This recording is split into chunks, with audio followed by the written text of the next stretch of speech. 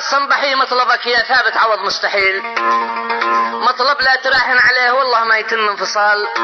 وحده بالدمى تعمدت من حاشد وخيرة بكيل، وابناء مدحج تأكدوا لن تغدر بدم الرجال. مهما حركوا ربعكم مسعودة وعبد الجليل، وحدة شعبنا راسخة بابناها رسوخ الجبال. والعفو الأخير أعتقد يا ثابت به أكبر دليل عن حسن النوايا وعن حكمة سادها الاعتدال. فتشهد لرمز اليمن إلى جيال جيلا بجيل إنه من صنع مجدها وخرجها بهذا الجمال.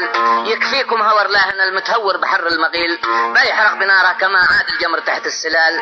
ردوا بالتسامح وفاء، ردوا بالجمال الجميل، عودوا للصواب انبذوا بند العنف والاقتتال. قال المولعي بن عوض لي هاجس عيار ثقيل، هاجس ما حدا ماثله والشعار مثلي غلال.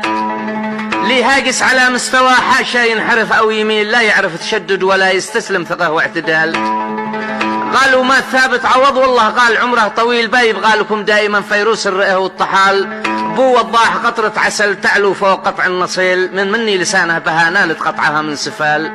للمعلوم يا صنبحي ماشي عندنا مستحيل، نحنا لو طلبنا الطلب لازم من طلبنا ننال.